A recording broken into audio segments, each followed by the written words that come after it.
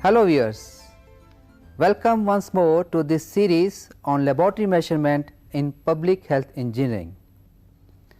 The raw water generally has some amount of bacteria present in it. During the process of water treatment, of sedimentation and filtration, some of it gets removed. The remaining is destroyed during the process called disinfection. Disinfection is generally achieved by adding chlorine in suitable form and suitable dose. That is why this is popularly also known as chlorination. Chlorination is also done in order to arrest any possible growth of bacteria in the water distribution system. When we add chlorine to the water, a part of it is consumed in destroying the bacteria and some part is available at the consumer end. It is recommended that an amount of 0.1 to 0.2 ppm of residual chlorine should be available at the consumer end to achieve the desired purpose. In this program, we shall see as how do we measure residual chlorine in water. Generally, the measurement can be done by three techniques: iodometric method, spectrophotometric method and using a residual chlorine kit. In this program, we shall see as how do we measure using iodometric method and residual chlorine kit.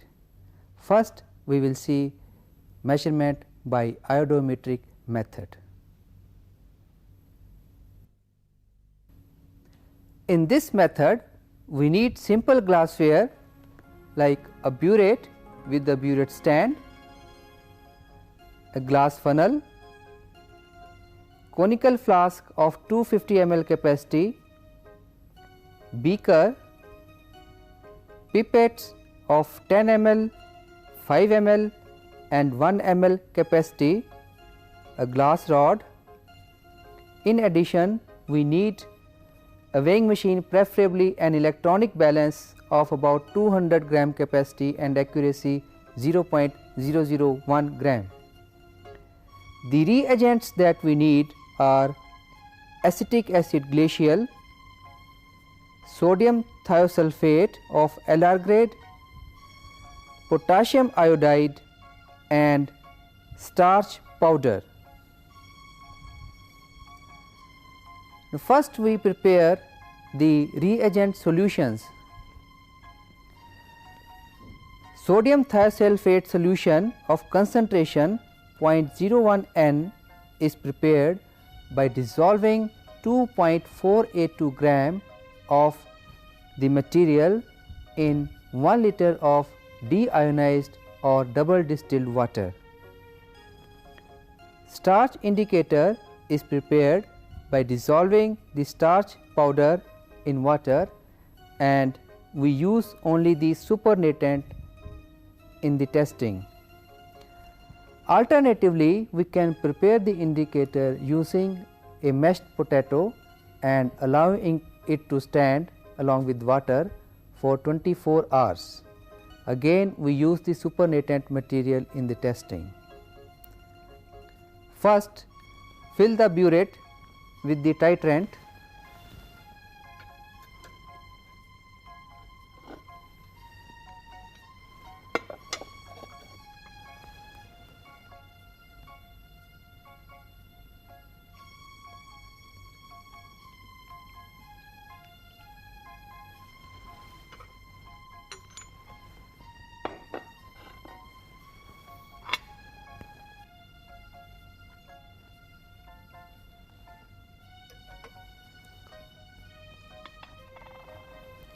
Now, we will take some suitable volume of sample. The volume should be taken such that the amount of titrant consumed should not exceed 20 ml. In this case, let us take a volumes of 200 ml.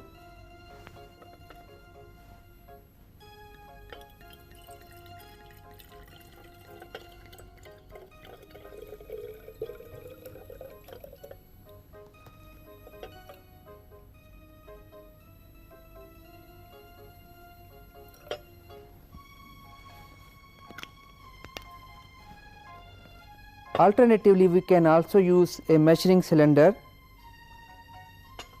Now, in this sample add 10 ml of glacial acetic acid.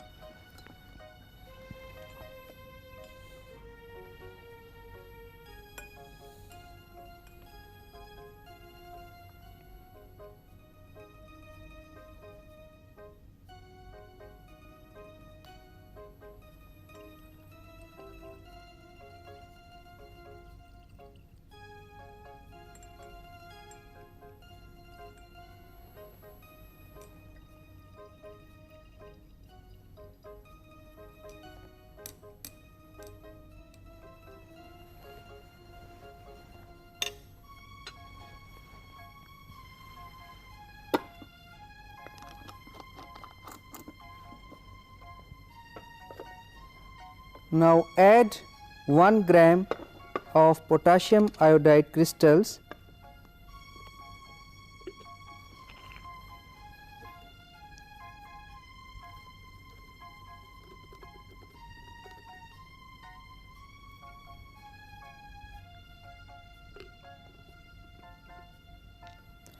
and stir the sample.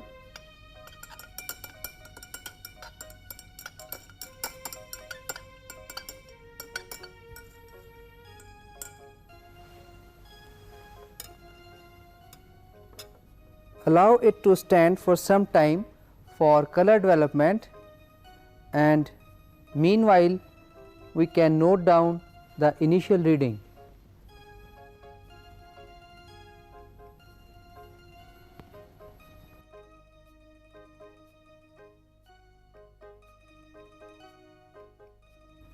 The color should always be viewed against a white background. Now, titrate the sample till the yellow color disappears.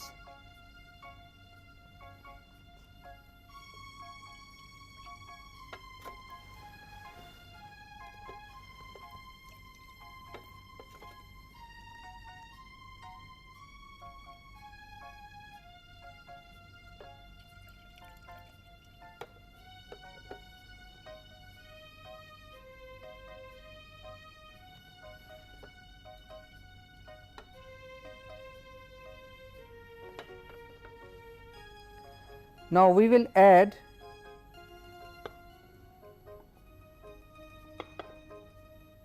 starch solution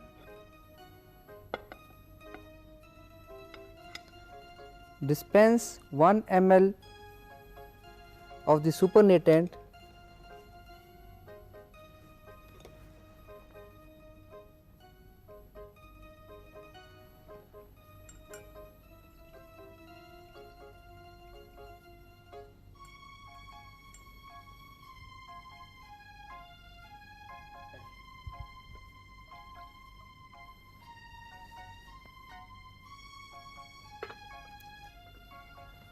Now, retitrate till the blue color disappears.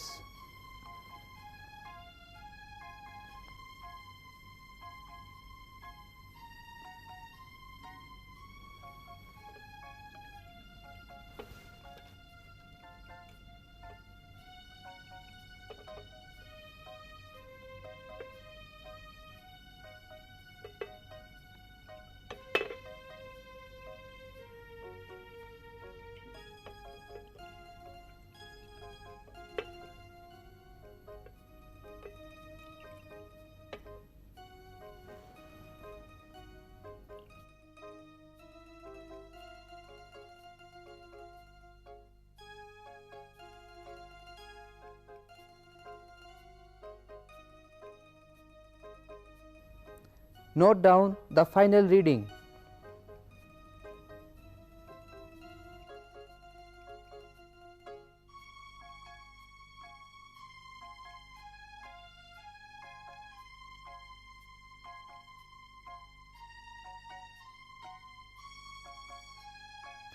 Repeat the test till you get concordant value.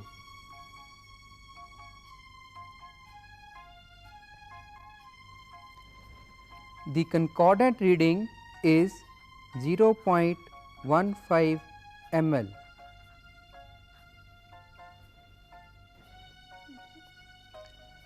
The residual chlorine is determined by using the formula V1 into N into 35450 divided by V2, where V1 is volume of sodium sulphite used, V2 is sample volume, that is 200 ml for this case, and N being normality of sodium sulphite, which is 1 by 100.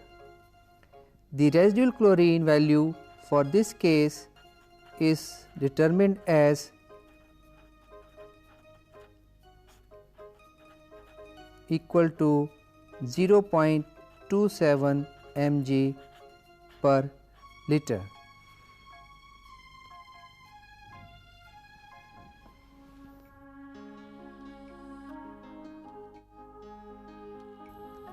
Another method of measurement is using a chlorine kit. The residual chlorine kit is an assemblage of glasswares and simple chemicals. We have two cylinders having graduated mark for 50 ml,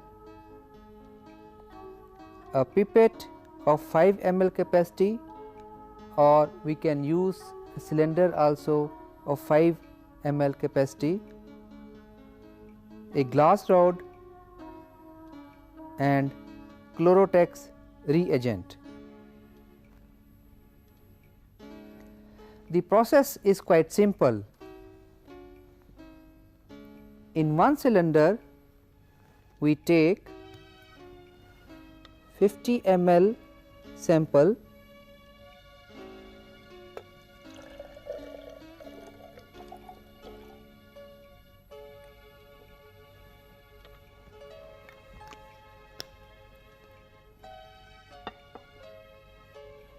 and in the other cylinder we will pour 5 ml of the reagent.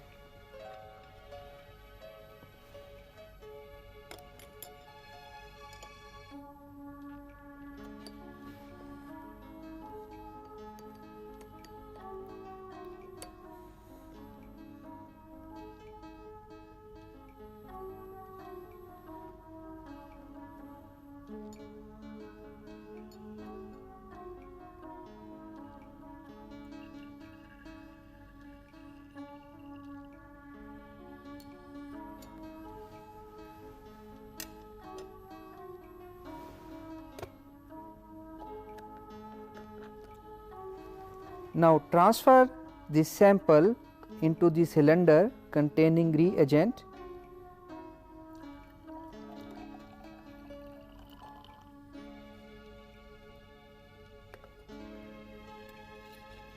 Stir it for a while and leave for a period of 1 minute.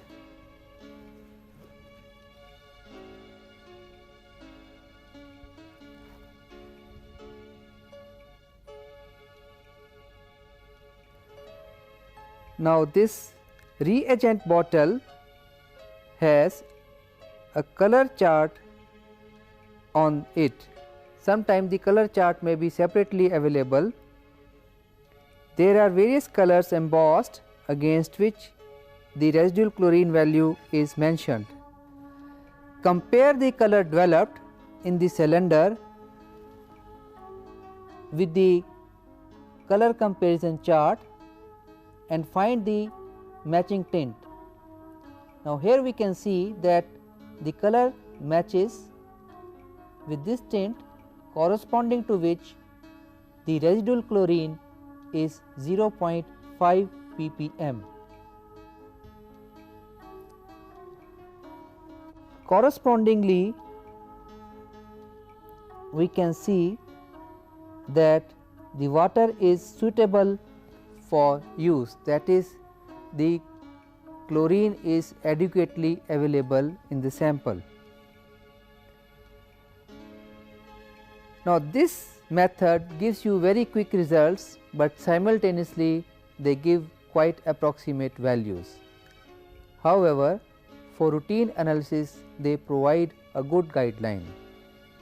In order to make precise measurements, we must adopt to the iodinometric or spectrophotometric method.